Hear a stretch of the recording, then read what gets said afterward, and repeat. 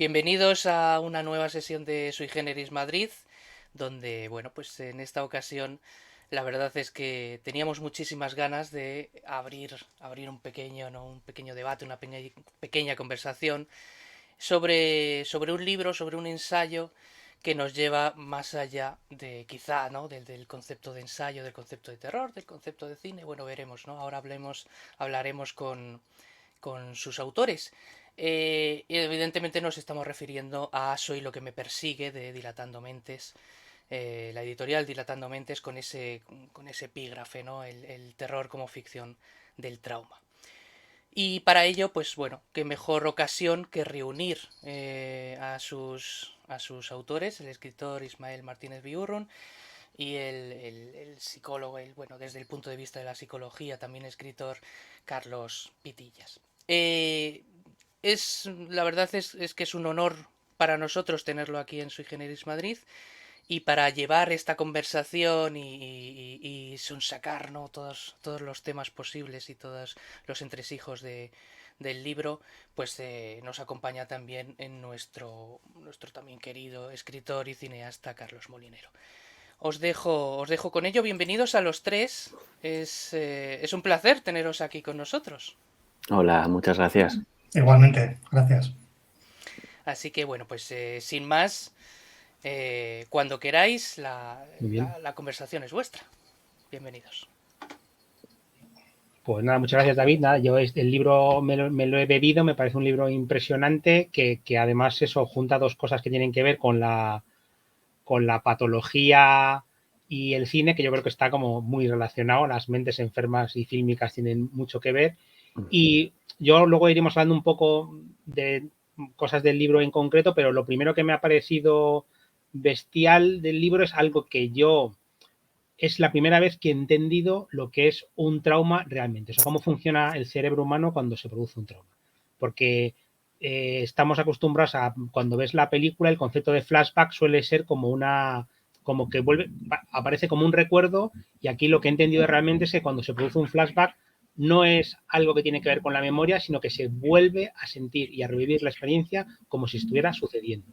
Y eso me parece que es algo como que habéis contado de una manera alucinante y muy clara, ¿no? No sé eso como, si queréis hablar un poco de eso, ¿no? Del trauma y del paralelismo entre el trauma cinematográfico y cómo es en la realidad, ¿no? Cómo se cuenta. Bueno, yo lo primero que quiero decir es que me ha pasado exactamente igual que a ti, Carlos, que he aprendido un montón de Carlos y de su conocimiento sobre el trauma y cómo se manifiesta y todo esto en el propio proceso de escritura del libro, que para mí ha sido como un cursillo intensivo, ¿no? Y bueno, ahora lo explicará mejor, pero sí, básicamente todo surge de darnos cuenta de eso, ¿no? En conversaciones, de esa conexión un poco entre la estructura narrativa del género del terror y este proceso de reemergencia traumática, ¿no? De cómo en forma de flashback o de imágenes que nos asaltan, etcétera. Pero bueno, mejor lo que es en lo que consiste exactamente el trauma y por qué creemos que hay una conexión con el género de terror, creo que Carlos podría comenzar a explicarlo mejor. Bueno, gracias. No quiero enrollarme más de la cuenta porque puedo perder el control sobre mis propias ganas de contar muchas cosas. Así que voy a hacer una cosa así como muy resumida para que podamos seguir avanzando y empezando a hablar, ¿no? Pero efectivamente, como bien has dicho, Carlos, lo traumático tiene algo como de presente revivido, reexperimentado, ¿no? No es un recuerdo. Cuando recordamos, hay una distancia entre la persona que recuerda y lo que está recordando. Cuando tenemos una reexperimentación postraumática, como puede ser un flashback, estamos otra vez arrojados a la escena traumática. Y esto tiene que ver con que aquello que nos sucedió y que nos hizo mucho daño, nuestro cerebro se vio desbordado por ese impacto y no pudo procesarlo.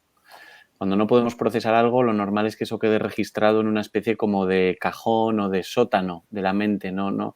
Es como si nuestro cerebro lo llevara a una zona donde no puede trabajar sobre ese material. Se registra, pero es un registro anómalo, es un registro donde no se trabaja sobre ese material, con lo cual los recuerdos y los sentimientos traumáticos se mantienen en un estado original, no pierden su energía, se mantienen como una especie de tumor en la mente que no se integra con lo demás y mantiene esa energía dolorosa intacta, igual que en el momento original. Entonces, cuando vuelve a activarse eso que estaba escondido en el sótano de nuestro cerebro, por llamarlo de alguna manera, se activa con toda su energía original y, por lo tanto, es una experiencia de presente, ¿no? No es un recuerdo de algo que sucedió, es volver a experimentar algo que está sucediendo ahora, aunque objetivamente no pase a mi alrededor, ¿no? Y, claro, la conexión con lo gótico y con el género de terror, tanto en la literatura como en el cine, ya aquí digamos que está puesta en bandeja de plata, ¿no? Porque gran parte de los conflictos que nos cuentan las historias de terror y las películas de miedo tienen que ver precisamente con eso, con que algo no resuelto del pasado vuelve a presentarse con una energía idéntica a la original y ese fantasma que en teoría ya no existe sigue siendo vivido como algo que existe o sigue presentándose y rompiendo el tejido de la realidad y entrando como un presente revivido, ¿no? El fantasma o cualquier otra manifestación, digamos, sobrenatural de las que nos cuenta el cine de terror. Entonces, en ese universo de cosas no procesadas, cosas que se entierran pero que vuelven a salir con su energía original, es el universo en el que se mueve el género de terror y es el mismo universo en el que se producen los traumas psicológicos. Otra cosa de la que habláis que me parece como muy, muy interesante en el libro y que os pregunto ahora es cómo la estructura narrativa de las películas de terror tiene como un paralelismo con la estructura del trauma. Y entonces yo lo que os pregunto es, ¿de alguna forma esa estructura narrativa tiene también algo cuando se ve una película de terror como de estructura curativa? O sea, pienso en el libro de Desiree Dezez, por ejemplo, de Reinas del Grito, ¿no? Donde ella cuenta cómo el cine de terror de alguna manera le ha ayudado pues, a manejar sus complejos, sus traumas, sus miedos. ¿Hay algo ahí en el cine de terror al final que puede ser curativo o simplemente es diversión y nada más? Bueno, el aspecto curativo, ¿no? Es una discusión que sigue un poco abierta. Quizá Carlos también puede tratarlo más profesionalmente, ¿no? Hasta qué punto la visualización o el consumo de género de terror puede producir algún efecto terapéutico de alguna manera.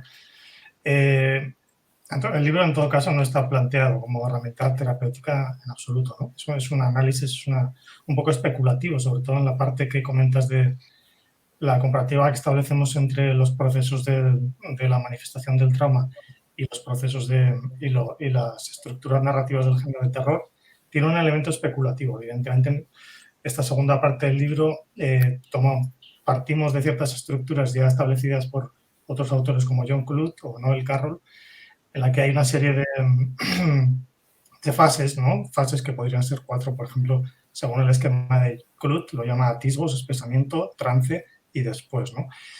Pero más allá de los nombres que tiene cada una de estas fases, ¿no? Lo que vamos haciendo en el libro es ver cómo se van produciendo una secuencia de sucesos o de elementos que coinciden mucho con la experiencia de la reemergencia o de la experiencia del trauma, ¿no? El estrés postraumático. Y sí que vemos como lo que hace el héroe de la película de terror en cierta forma sí que tendría cierto sentido de superación del trauma, ¿no? No sé si terapéutico, pero sí que sería una expresión de una lucha o de un enfrentamiento con algo que permanecía oculto, ha sido expuesto y por el hecho de enfrentarse directamente con ello y con esa asimilación, pues se logra superar, ¿no? Digamos que sí que vemos una narrativa de superación reflejada en la narrativa de terror. No sé tanto a la hora del consumidor, creo que Carlos tiene alguna experiencia con gente que ha podido utilizar el género como herramienta, pero yo no sé muy bien de qué manera. Bueno, en realidad más bien anecdótica. Yo tengo, digamos, noticia de colegas, de terapeutas que han trabajado y de manera muy espontánea, algunos pacientes han hablado de su obsesión con determinada película que coincide con el género y cómo, de alguna manera, en esas historias que obsesionan o que interesan o fascinan a algunos pacientes se están reflejando de una manera simbólica algunos de sus daños. Casi siempre es más fácil hablar de lo que nos ha hecho daño a través de algún objeto intermediario, de un objeto simbólico. Pues, igual que para los niños es más fácil hablar, qué sé yo, de la bruja que da miedo que hablar de cómo a veces su propia madre les da miedo, cuando se enfada mucho, es mucho más fácil pensar en la bruja que asusta, pues a los adultos nos pasa un poco igual, nos resulta más fácil conectarnos con nuestro propio dolor a través de algún tipo de pantalla simbólica. Y anecdóticamente, algunos estudios y algunos colegas míos personales hablan de este trabajo en la consulta del psicólogo, digamos, ¿no? No conozco más estudios sistemáticos sobre el asunto, pero lo que plantea Ismael efectivamente tiene mucho que ver con lo que sería en general un proceso de superación traumática. Ismael ha utilizado la palabra asimilación y vemos que en el cine de terror y sobre todo en el que viene haciéndose en los últimos años, uno de los ejes que hacen que la historia avance es precisamente eso, cómo los personajes que viven inicialmente esas amenazas sobrenaturales como algo extraño, externo, extranjero e incomprensible, acaban dándose cuenta de que eso que les persigue tiene que ver con ellos. Por eso el libro se llama Soy lo que me persigue, porque el fantasma, que parecía puro ruido exterior, en realidad es un reflejo de algo que yo siento o que me ha pasado o que le pasó a la generación anterior de mi familia. Es mío.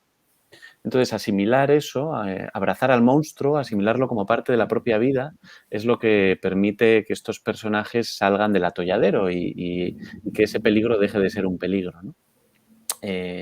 Puede ser perturbador, pero ya no es tan destructivo. Y es más o menos eso lo mismo que le pasa a los pacientes traumatizados cuando van avanzando hacia la curación, ¿no? Como que van apropiándose de sus propios síntomas, de sus heridas, van pensando sobre eso, poniendo nombre a lo que les pasó, se van haciendo con ello, lo van asimilando y eso no significa que la herida deje de existir, pero se vuelve más... Se integra, digámoslo así, se integra con la identidad de la persona. Igual que pasa con estas películas que estamos mencionando, ¿no? Como pues Relic o Babadook o algunas otras películas que están muy en el centro del análisis que hacemos en el libro. Yo creo que en esencia lo que estaba señalando Carlos es que en la médula de nuestra idea está algo tan sencillo y tan intuitivo como que el monstruo, en definitiva, es un síntoma, ¿no? Esa es nuestra interpretación, es el síntoma de un trauma o de un asunto no resuelto del protagonista, ¿no? Esto es un esquema muy... que en realidad yo creo que todos los aficionados del género del terror lo reconocemos de una forma muy intuitiva, ¿no? Por eso el elemento del espejo tiene tantísimo peso simbólico y visual en el género, ¿no? Porque, en definitiva, se trata de un reconocimiento, ¿no? Lo que hace el héroe es reconocerse ciertos aspectos de sí mismo en el otro. Y esto, como dice Carlos, cada vez nosotros creemos, o por lo que hemos estado un poco estudiando, cada vez sucede más o se inclina más la balanza en esta dirección y no tanto lo que era el terror clásico, digamos, antes de los años 60, 70, donde quizás había una visión más conservadora del enfrentamiento con el monstruo, en la que el monstruo representaba el otro, representaba el extraño, lo contrario a nuestro orden convencional, y tenía un final afirmativo en el sentido de que el monstruo era derrotado y se restituía el orden original, ¿no? Entonces parece que estábamos emitiendo un mensaje, pues eso, conservador, ¿no? En el de poner todos los males en el otro y alguien que se podía expulsar y eso era satisfactorio, ¿no? Sin embargo, ya a partir de lo que Isabel Pinedo llama el terror postmoderno de los años 60 y 70, la balanza empieza a inclinarse más hacia el lado de un desenlace negativo, digamos, donde el otro o bien vence o más lo que sucede más últimamente que queremos nosotros es que el monstruo es asimilado, precisamente porque al ser reconocido como una parte de uno mismo, pues parece que la única solución realista, digamos, sería no tanto la destrucción, porque sería como destruirme a mí mismo, sino la asimilación, la convivencia de ese polo oscuro de uno mismo, ¿no? Esa sería como la idea central. Luego el libro sí que vamos entrando en más detalles de cómo se va articulando este paralelismo, ¿no? Vemos algunas semejanzas como el hecho de que como decía Carlos, los recuerdos traumáticos permanecen encapsulados en la cabeza y están fuera de la lógica temporal, ¿no? Que es algo que también se percibe en las narraciones fantaterroríficas, donde la lógica temporal se rompe y entra lo onírico, ¿no? A través de, yo creo que el género, es algo que decimos en el libro, el género del terror conecta de una forma muy directa con el inconsciente y con todos esos materiales un poco brutos y pura emoción, ¿no? Como pura emoción sin procesar, que decía Carlos, y mediante juegos simbólicos a través de metáforas de monstruos, espejos y demás situaciones, se consiguen, digamos, extraer ese inconsciente y ser representados en una narración y combatidos o asimilados, ¿no? Y bueno, si queréis podemos entrar en más detalles de otros elementos que se mencionan. Al hilo de lo que dices, algo también que tenéis un capítulo que le dedicáis al libro que me parece que tiene que ver con lo que estás contando del cine, que es una experiencia que está basado, cuando es cine de terror, en la emoción, en lo no verbal, ¿no? Y justo ahí habláis igual del trauma como algo que es incontable, que es indecible, ¿no? De cuando el trauma lo que hace es que te impide articular una respuesta en un lenguaje lógico, y como el cine justo se relaciona, ¿no?, con esta forma de contar que no tiene que ver con la palabra, sino con esto, con el lenguaje de las imágenes, de los sueños que decís. Sí, esa es una cuestión que trabajamos mucho en el libro y apoyándonos en varias ideas, ¿no? Una de ellas es el concepto psicoanalítico de proceso primario. Freud, en sus días, habló de que nuestra mente puede funcionar obedeciendo a dos lógicas distintas, la del proceso secundario, que es nuestro pensamiento lógico y secuencial y analítico, y la del proceso primario, que es esa especie de amalgama de emociones que se mezclan y ese mundo mental donde hay contenidos que permanecen idénticos a pesar del tiempo y que están más allá de la lógica. El inconsciente funciona según el proceso primario. Uno puede amar mucho a alguien y al mismo tiempo odiar mucho a esa misma persona. No hay el principio de contradicción, no aplica. Las dos cosas son contradictorias, pero se pueden vivir simultáneamente. Uno puede sentirse igual de culpable que se sintió aquella vez hace 20 años que hizo algo malo. Han pasado 20 años, pero el sentimiento sigue igual porque el proceso primario no obedece a la lógica del tiempo tampoco. Todos tenemos eso. Si creemos en la premisa de Freud, pero esa dimensión se vuelve especialmente intensa, acusada, cuando somos víctimas de algún trauma, porque precisamente, como hemos dicho antes, lo traumático es aquello que no se puede procesar a tiempo, es tan impactante que se me cuela en la mente, pero se me cuela sin filtrar, sin pensar, sin analizar. El proceso secundario no hace nada con eso, ¿no? O el lóbulo prefrontal que de nuestro cerebro no puede hacer nada con eso. Y bueno, pues ahí es donde, digamos, por ahí es por donde circulan los contenidos traumáticos. Vuelvo a estar en la escena anterior, vuelvo a sentirme igual de enfadado, pequeño, débil o dañado que cuando me cuando me hicieron aquello hace mucho tiempo. Y también lo que tienen los contenidos que se mueven en ese mundo puramente afectivo, centrado en lo irracional, es que efectivamente, como decías, Carlos, no se prestan demasiado bien al lenguaje. El lenguaje suele funcionar con una lógica de oposición. Una palabra significa algo porque es diferente a otras palabras, digámoslo así, ¿no? La definición de mujer tiene que ver con lo opuesto a ser hombre, lo externo es lo opuesto a lo interno, la muerte es lo opuesto a la vida, el pasado es lo opuesto al presente. El lenguaje funciona con una lógica binaria y nuestra mente analítica también, pero con el trauma sucede que eso se rompe. Una persona que te cuida y que te quiere al mismo tiempo puede ser tu agresora, con lo cual ahí la binarización ya no nos funciona, es las dos cosas a la vez. Un espacio doméstico, que es un espacio de protección, puede a su vez convertirse en un espacio de pesadilla donde me hacen daño. De nuevo, la lógica binaria se estropea, ¿no? Y gran parte de la sintaxis visual del cine de terror juega con esta idea. El rostro de un personaje que creíamos familiar de repente se transforma en cuestión de segundos, ¿no? Lo que esperábamos que sucediera, que una cara apareciera en un espejo, de repente se rompe la expectativa, aparece una cara distinta o no aparece nada. O la famosa escena hacia el final de Psicosis que analizamos también en el libro, donde la madre muerta de Norman Bates al mismo tiempo está viva porque Norman lleva su ropa y Norman es un hombre pero está travestido y está vestido como una mujer. Y bueno, se empieza a circular una especie de lógica que es ilógica porque está atravesada por el trauma, ¿no? Este derrumbe del lenguaje que se produce en el género de terror y que tiene el paralelismo de la propia dificultad de las víctimas del trauma de explicar, de decir lo que les ha pasado, se visualiza muy rápidamente en las películas, ¿no? Enseguida el protagonista, cuando acude a buscar ayuda, bueno, lo primero que constata es que no existe una autoridad competente a la que acudir, ¿no? Porque normalmente se enfrenta a un fenómeno que es sobrenatural o que tiene alguna dimensión irracional, y lo que vemos es como la protagonista de Babadook, o como tantas películas, el protagonista busca la ayuda de la policía de turno y se encuentra con incomprensión, incluso con sospecha, ¿no? Básicamente porque no es capaz de explicar lo que está viviendo, ¿no?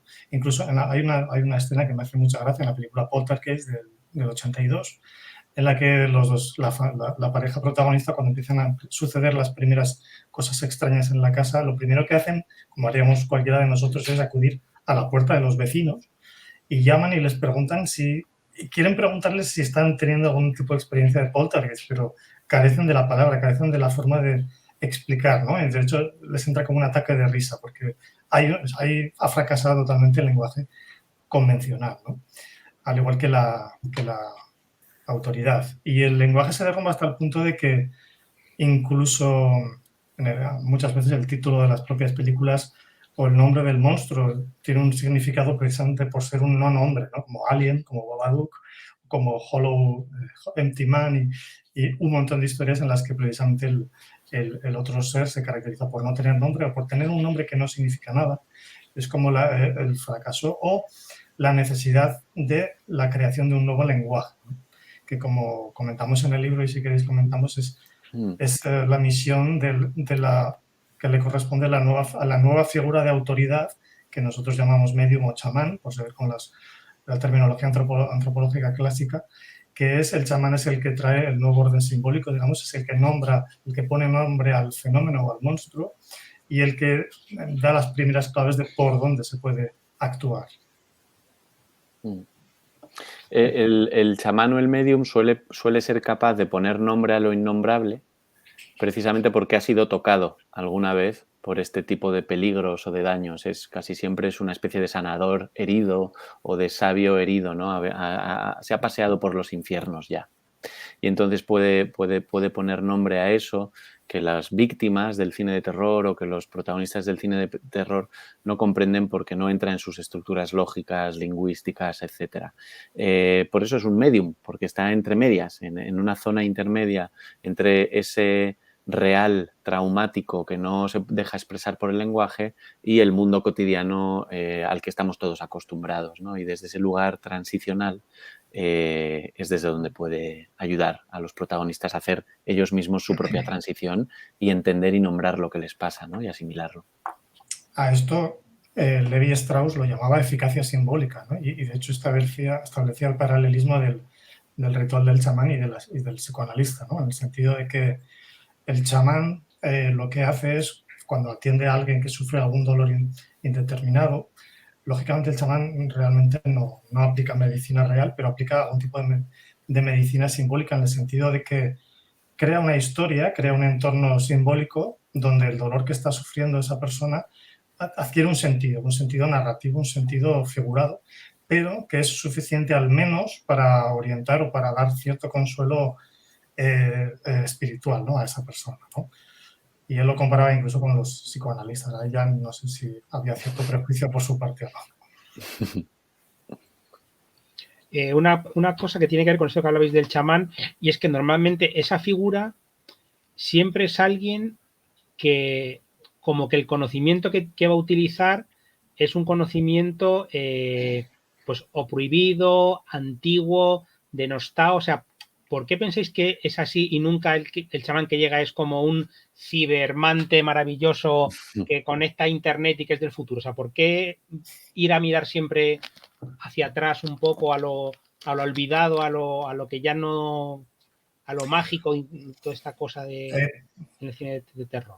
O a lo mejor no. Bueno, el hecho de que miren hacia el pasado, hacia lo arcaizante, digamos, quizá no sea necesario, ¿no? Pero yo creo que la figura del chamán, de hecho, representa un poco la idea del individuo que ha tenido una experiencia con lo luminoso o al borde de la muerte, y esa experiencia lo ha transformado, ¿no? De hecho, lo ha dejado mutilado o ciego o de alguna forma enloquecido.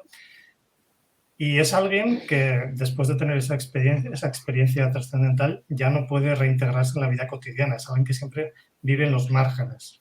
Pues incluso de una forma más sutil, en una película como Tiburón podemos ver como el personaje del chamán, que estaría aquí desdoblado en Quint y en Hooper, pero el personaje de Quint es este pescador que vive al margen del pueblo, es un poco alguien a que se le mira con cierto recelo y tal, y es alguien un poco autoexcluido también.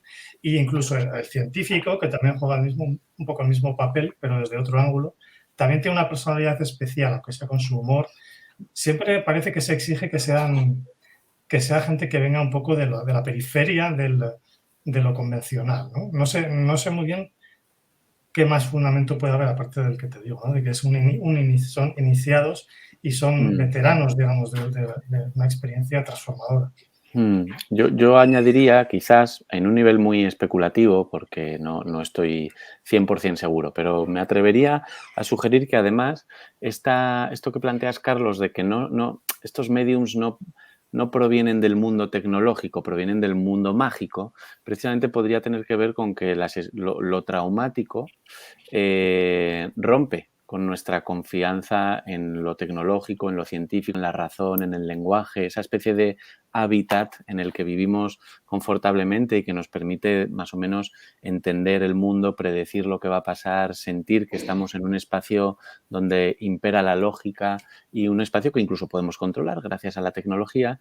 El trauma precisamente viene a romper con eso. El trauma viene a decirte: tú crees que sabes cómo funciona tu vida, cómo funciona la sociedad y cómo son las cosas, pero un buen día en un lugar familiar te sucede algo que es dañino. Un buen día, sin que lo puedas controlar, sucede algo que es muy doloroso y que es impensable, ¿no?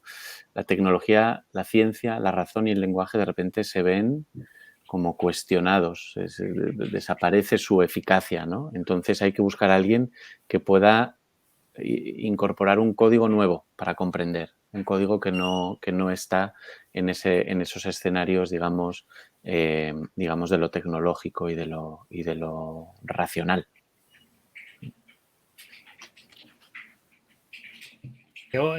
Otra cosa que igual que tratáis ahí en el libro con bastante detalle es esto que habéis comentado antes, que es muy interesante, que es al final el monstruo como construcción de nosotros mismos, ¿no? De nuestra identidad, y cómo al final ese enfrentamiento y esa revelación te lleva a una cosa de autoconocimiento. Y me parece como muy divertido esta cosa, que no sé si es un poco la cañona, de que al final el miedo y el deseo está todo relacionado y todo tiene como cierta conexión, ¿no? Esta cosa de que lo que temes realmente te está hablando a ti de algo muy particular tuyo que tienes como que enfrentar.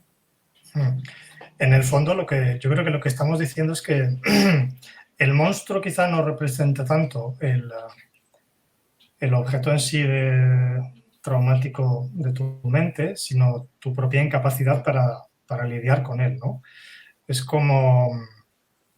Por eso, lo que sucede a menudo en las películas de terror es que cuando el protagonista demuestra simplemente que ya no tiene miedo a la criatura en cuestión, prácticamente tiene todo ya ganado, ¿no? Básicamente se trataba de eso, se trataba de demostrar que no tenías miedo. De hecho, lo que sucede es que uno de los elementos fundamentales de los desenlaces en esta narrativa es que el héroe debe caminar voluntariamente hacia el monstruo, ¿no? Porque en esa voluntariedad está implícito la superación del miedo ya, ¿no? Es una forma de actuar algo que ya está hecho. Precisamente por eso, ¿no? Porque realmente de lo que se trataba era de la incapacidad de la incapacidad de enfrentarse a algo, ¿no? Esa es la historia en el fondo que se está contando. Sí, yo de esto me recuerdo la peli esta tan graciosa de Jim Henson, que es Dentro del laberinto, ¿no? Que ella al final lo único que dice es: no tienes poder sobre mí, y eso es lo que hace que salga del laberinto. O sea, simplemente era eso, ¿no? Decir, sí, correcto. Pero sucede en Pesadilla en Elm Street también. Sí, también es lo mismo, no te quito tu poder. En Babadook es algo similar. Cuando el personaje se enfrenta cara a cara con el monstruo, se puede decir prácticamente que ya ha ganado, ¿no? Que se trataba de eso. Luego también hay algo interesante en el monstruo y probablemente también por eso nos fascina culturalmente y por eso le gusta tanto a los niños y por eso nos gusta a los que nos gusta el género, ¿no? Y es que aunque el monstruo para los personajes de estas películas o para nosotros como consumidores es perturbador, da miedo, puede ser grotesco, puede ser bizarro, también expresa algo de lo que tenemos dentro y en ese sentido trae consigo un cierto beneficio secundario, ¿no? Es un poco como lo que planteaba Lacan sobre los síntomas. Los síntomas nos hacen daño, los síntomas psicológicos, qué sé yo, las obsesiones, las fobias, los problemas de alimentación, etcétera, nos hacen daño, son autodestructivos en muchos sentidos, pero al mismo tiempo generan algún tipo de goce porque están expresando algo de una tensión interna que no sabemos expresar de otra manera. Entonces el monstruo no deja de ser una especie de embajador, una especie de, como decía Ismael, un síntoma, un representante de algo no dicho, pero muy íntimo de la persona. Hay una de las películas que analizamos que es Déjame entrar, la película famosa sueca de la niña vampiro y tal. El ángulo desde el que nosotros miramos esta película es que Oscar, el protagonista, que es un chico víctima de acoso escolar y víctima además de una situación familiar muy anómala, donde su madre no le hace mucho caso, su padre está abandonado el hogar, en fin, es una persona que se siente muy sola y muy maltratada por el mundo, se encuentra con este monstruo que es la niña recién aparecida en el barrio, la niña vampiro, que no deja de ser una especie de embajadora de la rabia de Oscar, de esa rabia que él no puede expresar, de ese deseo de defenderse y de defender sus derechos que él no puede poner en marcha porque está bloqueado por su experiencia traumática. Entonces, la niña vampiro, el monstruo, viene a ejercer esa violencia que Oscar no puede ejercer y de hecho la película termina con una escena donde él desaparece de su ciudad llevándose un baúl en el que está la niña vampiro, es decir, ahí claramente hay una alusión a que son las dos caras de la misma persona o que ella tiene mucho que ver con él o que están en una especie de simbiosis. Por eso yo creo que en parte también nos fascinan tanto los monstruos, por ese carácter sintomático como de embajador de lo que no podemos decir de otra forma. Otra cosa que tratéis en el libro, que igual que me ha parecido muy interesante y sorprendente, es este tópico que hay muchas veces cuando la gente tiene un trauma o cuando tienes una experiencia chunga, que lo que dicen es, no, lo que hay que hacer es como contarlo, revivirlo, porque eso hace que lo proceses y justo lo que contáis en el libro es que eso no es así, es que la repetición simplemente es algo patológico, que lo que lleva es que algo se enquiste y entonces me parece como muy divertido que contáis que tiene que ver con el cine como el bucle, como algo terrorífico, ¿no? Como algo, como una maldición de algo que está ahí todo el rato que vuelve y que no te puedes quitar y por mucho que lo intentes, cada vez que lo intentas es todavía peor. Yo me acuerdo que esto surgió en una de nuestras primeras conversaciones acerca de si había libro o no había libro aquí, ¿no? Porque yo le planteé a Carlos, hay elementos del género de terror que eran como muy evidentes, ¿no? La idea de los espejos y tal, estaba muy, muy claro, ¿no? Lo que querían transmitir, pero hay otros que no son tan claros. Y, por ejemplo, uno es la ciclicidad, ¿no? La recursividad, la idea de que es muy, muy corriente que en las historias de terror, tanto de novelas como cine, lo que estamos viendo es la repetición de un suceso que se ha producido X años antes. La noche de Halloween, pues todas las noches de Halloween. En la novela It, cada no sé cuántos años vuelve el monstruo a Derry. En La Cosa, lo que sucede en el campamento de los norteamericanos ha sucedido antes en el campamento. En fin, siempre es algo que vuelve una y otra vez, ¿no? Y yo no acababa de encajar esto en el esquema psicológico y le pregunté a Carlos si esto tenía algún sentido dentro de la psicología del trauma y él me dijo que evidentemente sí, que la compulsión a la repetición era precisamente una de las características de los procesos mentales traumáticos, ¿verdad? Efectivamente. La compulsión a la repetición tendría el matiz de que es una repetición automática, ciega y improductiva. Es decir, curarse de un trauma exige una cierta repetición, exige volver al pasado, desplegar los propios sentimientos traumáticos, repensar lo que sucedió, contarlo en escenarios donde me van a apoyar. O sea que hay un elemento repetitivo también en la curación. Lo que tiene la curación es que repetimos procesando lo que pasó. Hay una repetición más un procesamiento, una digestión de eso que se había quedado atascado en el sistema, ¿no? La compulsión a la repetición, sin embargo, es repetir sin procesar. Es el niño traumatizado que se pone a jugar en su juego a representar su propio trauma sin apoyo y sin poder procesarlo. Es, como decía Ismael, todos estos ejemplos de películas de terror donde lo doloroso se repite una y otra vez en la vida del personaje o a través de las generaciones. Es el padre maltratado que se convierte en un maltratador de sus hijos y entonces repite sin procesar, ¿no? Es por eso se llama compulsión a la repetición, porque es como que algo nos compele a repetir, pero somos ciegos cuando estamos repitiendo, ¿no? Una deriva de esto, precisamente, y que también ha sido investigada, por decirlo de alguna manera, por el cine de terror, es la de la repetición intergeneracional del trauma, como algunas personas que han sido dañadas a lo largo de su historia, cuando les toca convertirse en padres, a veces ejercen los mismos daños sobre sus hijos de una forma automática, ciega, sin procesamiento y sin pensar.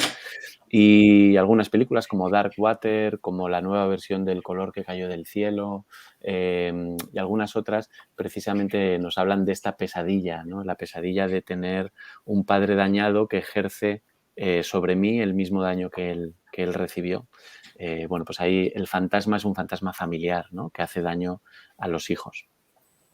Sí, eso es algo que en el libro, igual que lo del trauma como suceso encapsulado que vuelve exactamente igual, en vuestro libro lo he entendido como muy claramente por primera vez, porque siempre dicen que la gente que ha sido maltratada pues tiende muchas veces a convertirse en maltratador, y eso, cuando te lo dicen así, te lo explican verbalmente y dices, bueno, pues es así porque está demostrado o estudiado, Sí. pero yo no entendía cómo es ese viaje emocional, y en vuestro libro está como muy bien contado a través del cine cómo es esto de que hay un momento en que el maltratador se proyecta en el que maltrata como él mismo, y esa especie de desdoblamiento, y me ha parecido como muy interesante y muy inquietante por cómo eso está perfectamente reflejado en el cine de terror, ¿no? Sí, sí, es así. Esta es una idea que en realidad ya estaba en la primera literatura gótica, ¿no? La idea de las maldiciones hereditarias, ¿no? Y que en el fondo encaja muy bien con esta idea también del trauma hereditario entre generaciones, ¿no? Y es algo que lógicamente los autores góticos no se imaginaban, ¿no? Pero vemos que en el fondo lo que sucede en Pesadilla en Elm Street es que el trauma originario de los padres que cometieron un crimen y tal, pues va pasando a la generación de los hijos, ¿no? Y esto puede venir por la actitud a lo mejor de los padres con los hijos, o puede venir de otra forma más. A mí, yo recuerdo que durante la escritura del libro leí el concepto de epigenética, que no tengo muy claro si hasta qué punto está demostrado, ¿no? Pero sería como de alguna forma la constatación científica de las maldiciones hereditarias, ¿no? En el sentido traumático, la idea de que una generación que ha pasado mucho hambre, sus hijos, sus descendientes, pues tiendan a ser obesos o cosas así, ¿no? Genéticamente se haya transmitido ese trauma. Es muy, muy, muy, muy interesante eso. De hecho, los primeros estudios sobre epigenética tienen que ver con eso, con colectivos, pueblos, etcétera, familias que pasaron por algunas hambrunas, por ejemplo, durante la Segunda Guerra Mundial y demás, y cómo sus hijos nacen con cuadros de obesidad y de dificultad, digamos, una serie de dificultades digestivas, sobre todo obesidad, ¿no? Como si el código genético que pensamos que muta a lo largo de miles y miles de años, en realidad pudiera mutar muy rápido de una generación a la siguiente, de tal manera que un padre que ha pasado hambre, digamos, su carga genética se transfiere a la generación siguiente ya transformada, y esa generación siguiente viene con una predisposición a tener mucha hambre también, ¿no? Viene como preparada para un entorno donde no va a haber comida. Entonces, nuestros genes parece que son mucho más dinámicos en su capacidad de cambiar de lo que pensábamos, y efectivamente los traumas son uno de los principales impactos epigenéticos, uno de los principales factores que provocan este tipo de cambios. Has mencionado Pesadilla en Elm Street. Yo creo que es un muy, muy buen ejemplo de todas estas ideas, ¿no? Porque los padres de Pesadilla en Elm Street están traumatizados por una situación que vivieron donde Freddy Krueger mataba niños y ellos por fuera de la ley tuvieron que sacrificar a este asesino. Es una cosa muy traumática en muchos sentidos, y Freddy Krueger se convierte en un fantasma que acosa a los hijos precisamente por el silenciamiento. Porque esta primera generación, estos padres, renuncian a hablar sobre lo que pasó, renuncian a hacer un procesamiento de lo que sucede. El silenciamiento es lo que convierte un daño en un fantasma. Podría seguir siendo un daño pensado, hablado y llorado, pero como no se habla, se convierte en un fantasma que viene y que persigue y que acosa. Otra cosa que me parece ya muy interesante para ir acabando un poco es que yo recomiendo el libro porque muchos clásicos de cine los miráis desde este punto de vista, que es muy interesante, pero luego como que repesquéis películas que yo creo que están muy bien, que no son como muy conocidas o tienen mucho predicamento, que son muy, muy interesantes, como esta de Mungo, que es este falso documental de fantasmas, o Spider. Entonces no sé si queréis comentar alguna de las que tenéis ahí en la filmografía de esas películas un poco perdidas, pero que de repente hablan de algún tema con mucha precisión y interesante. Bueno, yo descubrí hace poco, relativamente poco, Lake Mungo y me pareció un documental, un falso documental increíble, me funciona maravillosamente como película de terror y claro, es que justo trata directamente sobre este tema, ¿no? De lo traumático que regresa.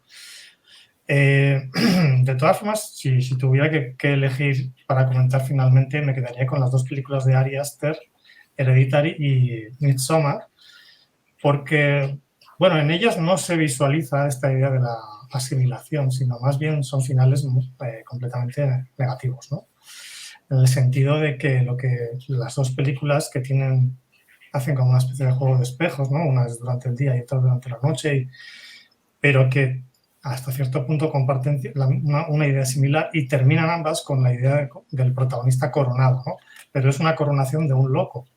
Tanto el hermano final, el superviviente final de Hereditary, que es coronado la nueva encarnación del dios, no me acuerdo cómo se llama, Paimon, sí. Pero lo vemos con un rostro totalmente enajenado, como su contrapartida femenina, que es Dani en Midsommar, que acaba coronada reina de mayo y la gran dama de la fiesta de esa comunidad extraña, y parece que sonríe, ¿no? Y de hecho en el libro incorporamos el fragmento final del guión donde explica claramente que la sonrisa de Dani al final es una sonrisa que tiene algo de liberadora, pero tiene mucho de enloquecida, ¿no? De perdida totalmente en el abismo, ¿no? En haber sucumbido totalmente. Digamos que son dos finales en los que Ari Aster apuesta claramente por el triunfo del monstruo, por decirlo así, ¿no? Por el triunfo del síntoma, podríamos decir.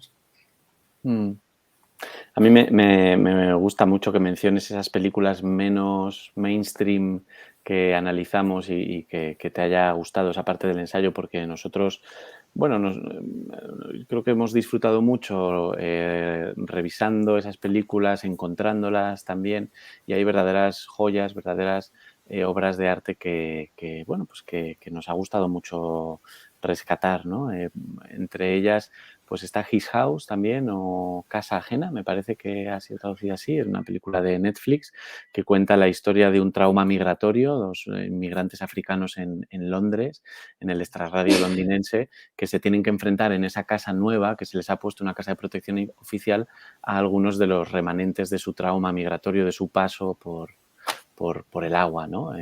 Para migrar. O Sputnik, que es una película contemporánea también rusa, donde un cosmonauta cae a la Tierra, vuelve a la Tierra invadido, infectado por un parásito alienígena que representa aspectos de su propio trauma también, ¿no? Toda una cuestión que tiene que ver con el abandono, la orfandad y demás, que viene a ser representada por este fantasma parásito, por este fantasma interior. Y has mencionado también Spider, que a mí es una película que me gusta especialmente porque es muy psicológica, es muy sesuda y muy de psicólogo, o así lo pienso yo. El protagonista de Spider es un hombre esquizofrénico, víctima también de una situación traumática infantil, un padre violento, una madre deprimida, y es tan insoportable esa configuración familiar que la solución que tiene que encontrar este niño para sobrevivir es fragmentar su imagen de los padres y concretamente fragmentar su imagen de la madre. Entonces, él tiene una madre, pero como no puede integrar diferentes cosas que le han pasado en su relación con esta madre, convierte a la madre en dos madres, en dos mujeres diferentes. Una, la madre angelical, y otra, una especie de mujer que creemos que es una prostituta, es una mujer borracha, que viene a invadir la casa y a romper el matrimonio de sus padres. En realidad es una representación de la zona más oscura de la misma persona, que es la madre del protagonista, pero eso es una de las cosas que hacemos a veces cuando nuestro cerebro queda traumatizado, y es dividimos la realidad en parcelas que no se pueden tocar, ¿no? Fragmentamos nuestra imagen de los demás o nuestra imagen de nosotros mismos. Así que bueno, ahí hay una de las películas queridas del libro, o por lo menos para mí personalmente. Y ya por último, algo que me parece igual excelente de vuestro libro, y es que esto normalmente cuando sale estos temas de psicoanálisis, cosas lacanianas y tal, pues los que somos así más legos se nos ponen los pelos de punta porque temes que va a ser un libro que no vas a entender nada, que te van a decir unos palabras muy raros y que va a ser algo infernal. Lo bueno de vuestro libro, que por eso a mí me ha encantado, es que tocáis temas como muy espinosos y a lo mejor complicados, pero es totalmente comprensible para los que no sabemos ni de psicoanálisis, ni de cosas de posmodernos franceses, y se disfruta mucho. O sea, es un libro como que aprendes mucho, pero también es como muy accesible, que yo eso sí, que lo recomiendo por eso, porque me parece que es el curro que no sé si ha sido algo que me parece que habéis tenido que pensar mucho en eso, de cómo cuento esto de una manera sencilla, sin perder profundidad en los conceptos. Ya te digo que yo comencé la escritura un poco en la misma situación que tú al leer el libro, ¿no? O sea, todos estos conceptos yo tenía que aprenderlos para empezar. Y luego, bueno, el libro sí que nos lo dividimos un poco como estructuralmente en dos partes, aunque luego hubo mucho diálogo y mucha corrección mutua, pero lógicamente Carlos se ocupó de la primera, de asentar las bases de lo que es el trauma y las conexiones con terror. Y yo sí que deslicé algo más de especulación y de teoría narrativa en la segunda parte, donde estoy dispuesto a recibir todas las críticas y correcciones y objeciones que surjan, porque evidentemente se trata un poco de un juego especulativo, ¿no? También. Sí, pero yo creo que es muy estimulante. O sea, que es un juego que es un libro que te anima a jugar y a pensar y a repensar el cine de terror que has visto, y eso se agradece mucho, ¿no? Porque los que somos muy frikis del terror, que has visto mucho cine, has visto muchas pelis muchas veces, eso de poder verlas desde otro sitio, leer cosas diferentes de la misma película, es algo como muy refrescante y muy estimulante. O sea que, gracias. Muchas gracias, qué bien. Sí. Sí. Bueno, la verdad es que yo he entrado un poco al hilo ya de finalizar esta maravillosa charla, que la verdad es que ha sido fascinante. Iba tomando algunas notas que yo creo que complementan el libro. Y si es verdad que una de las ideas que a mí me viene a la mente, ¿no? Cuando hablamos todo el rato de trauma es el secreto, ¿no? La privacidad, ¿no? Y como muchísimas veces, de hecho, tú Carlos, lo comentabas como el silenciamiento, ¿no? Mm. Y me ha encantado. La verdad es que me ha parecido... y sobre todo creo que el ensayo en sí, el libro, es algo muy necesario, ¿no? Que a veces de estas cosas como que no se termina de hablar, ¿no? Y creo que ya va siendo hora. Yo no sé si queréis decir alguna cosilla más aparte Bueno, de... no, bueno, comentar que me alegro de que os haya gustado y os haya parecido interesante el enfoque. Desde luego, el género de terror se puede analizar desde un millón de ángulos distintos. De hecho, se hace, ¿no? Y se hace ahí análisis desde el género, desde la ideología, desde mil ángulos súper interesantes, ¿no? Nosotros hemos apostado en concreto por que no es ni mejor ni peor, es una forma más de interpretarlo, ¿no? Pero bueno, no sé si al menos... Lo que sí es cierto que después de escribir el libro, yo ya tengo el chip puesto y cada película que veo no puedo evitar, a ver, y empiezo a buscar, y lo cierto es que quizás porque deslizamos muchísimos elementos dentro del libro, siempre reconozco unos cuantos, ¿no? Digo, bueno, aquí está esto, claro, esto tiene que funcionar así, y ahora lo que va a pasar, a veces un poco spoiler casi, ahora lo que tiene que pasar es que ella entre allí y no sé qué, ¿no? Pero me alegra ver que algunas de las cosas que hicimos tienen algún sentido, porque una y otra vez las vemos confirmadas. Sí, yo me sumo a lo que acaba de decir Ismael y agradezco mucho la lectura y esto que dices, Carlos, de que se te ha hecho accesible a pesar y mientras al mismo tiempo que profunda, digámoslo así, Sí, ¿no? Que sí. te ha aportado algo, porque es algo que nos ha preocupado mucho a lo largo de toda la construcción del ensayo, así que es una gran alegría. Mm. Bueno, pues a mí solo me queda de verdad agradeceros vuestra presencia aquí y la maravillosa conversación, ¿no? Todas estas miradas que al final han sido convergentes, ¿no? Mm. Así que muchísimas gracias a los tres, a Carlos Molinero, Carlos Pitillas e Ismael Martínez Biurrun. El libro es una maravilla y desde aquí, desde Sui Generis Madrid, pues no podemos hacer otra cosa que recomendarlo. Pues muchísimas gracias a vosotros. Muchas Así, gracias, sí.